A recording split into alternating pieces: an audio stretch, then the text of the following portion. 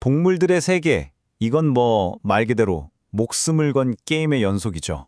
오늘 우리가 한번 그 누구도 제대로 들여다보지 않았던 진짜 치열하고 경이로운 생존 전략의 비밀, 그걸 파헤쳐볼 겁니다.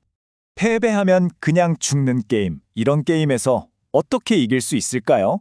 힘만 세다고 될까요? 절대 아니죠. 필요한 건 바로 전략입니다. 사실 자연이야말로 가장 뛰어난 전략가들이 판을 치는 그런 무대라고 할 수 있어요. 이런 말이 있죠. 악마와 깊고 푸른 바다 사이에 끼이다.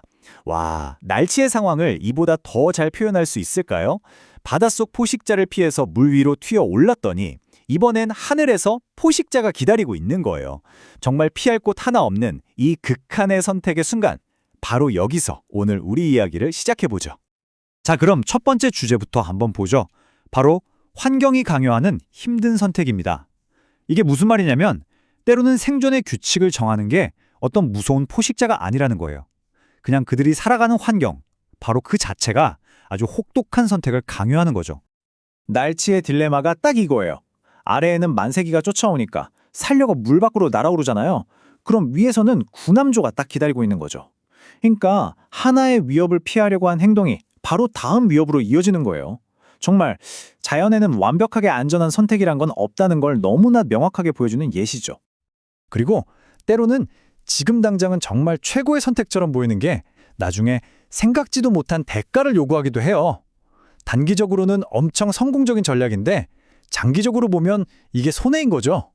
이 돌고래들의 진짜 놀라운 사냥법이 바로 그 완벽한 예시가 될 겁니다. 바로 스트랜드 헌팅이라는 건데요. 와, 이건 돌고래들이 쓰는 진짜 독특하고 솔직히 말해서 목숨을 건 사냥 기술이에요. 어마어마한 팀워크는 기본이고 거의 초인적인 정확성이 필요하거든요. 자기들이 일부러 거대한 파도를 만들어서 물고기를 해변으로 밀어 올린 다음에 그걸 잡으려고 자기 몸을 그냥 무트로 내던져 버리는 겁니다. 대단하죠?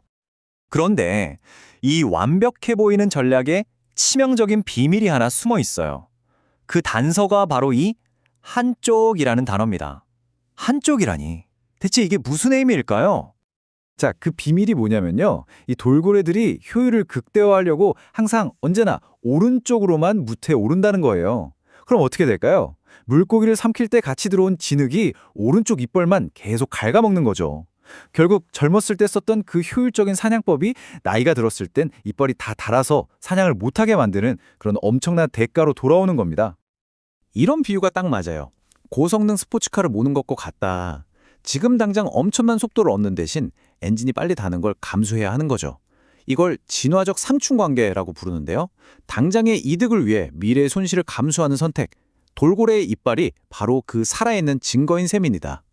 자, 그럼 혼자가 아니라 여럿이 함께하면 어떨까요?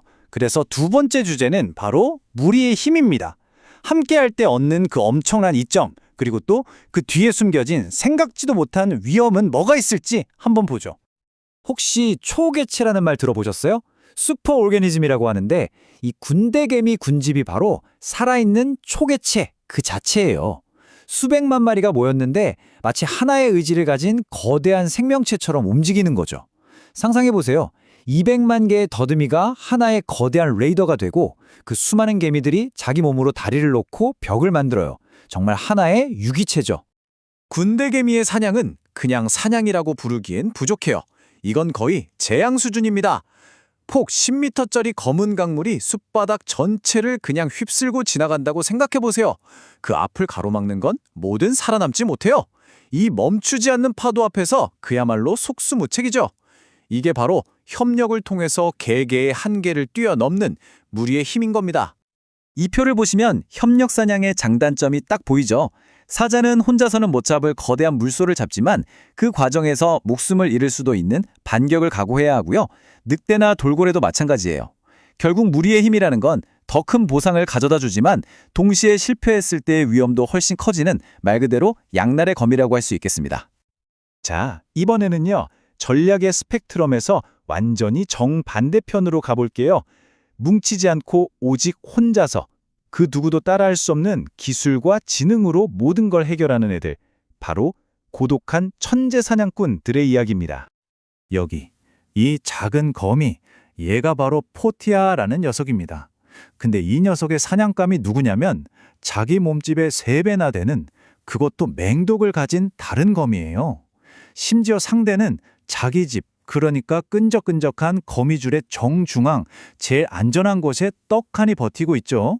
이건 뭐 거의 자살행위나 다름없는 불가능해 보이는 도전이에요. 하지만 포티아는 그냥 거미가 아니에요. 천재죠. 작전이 기가 막힙니다. 첫째, 엄청나게 좋은 시력으로 주변 지형을 3D로 싹 스캔해요. 그리고 공격 계획을 짜죠. 둘째, 상대방 거미줄을 살짝 튕겨서 마치 먹이가 걸린 척 연기를 합니다. 그럼 상대가 속아서 다가오겠죠? 마지막으로 조용히 줄을 타고 상대의 등 뒤로 내려가서 독리가 닿지 않는 안전한 곳을 기습하는 겁니다. 와, 이건 정말 놀라운 지능이에요. 물론 이런 천재가 포티아 하나만 있는 건 아니에요. 강철보다 강한 거미줄로 25m짜리 다리를 강 위에 놓는 다윈 바크 거미. 상상이 가세요?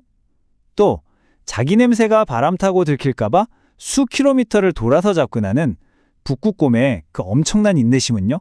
심지어 썰물 때가 되면 아예 무트로 걸어 나와서 부릉덩이를 옮겨다니며 사냥하는 문어도 있다니까요. 진짜 경이로운 전문가들이죠. 이런 비유가 있어요. 각각의 적응은 아주 특정한 환경이라는 자물쇠를 열기 위해 설계된 열쇠와 같다. 딱 맞는 말이죠.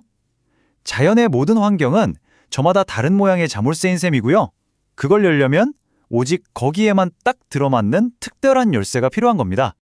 자, 지금까지 우리는 뭔가를 얻기 위해 뭔가를 포기하는 상충관계, 함께 힘을 합치는 협력, 그리고 한 분야를 끝까지 파고드는 특화, 이렇게 3가지 다른 전략들을 쭉 살펴봤습니다.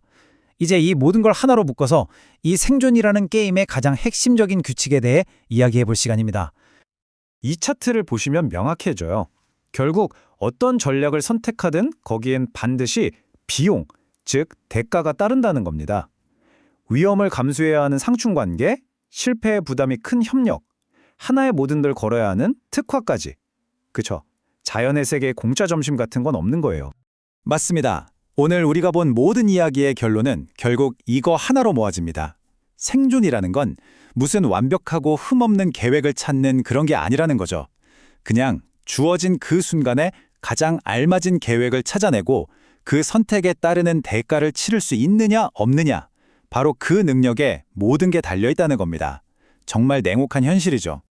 마지막으로 여러분께 이 질문을 한번 던져보고 싶어요. 이기는 모든 전략의 대가가 따른다면 과연 살아남는다는 것 자체의 궁극적인 대가는 뭘까요? 어쩌면 이게 바로 자연이 우리 인간에게 던지는 가장 깊고 어려운 질문이 아닐까 싶습니다.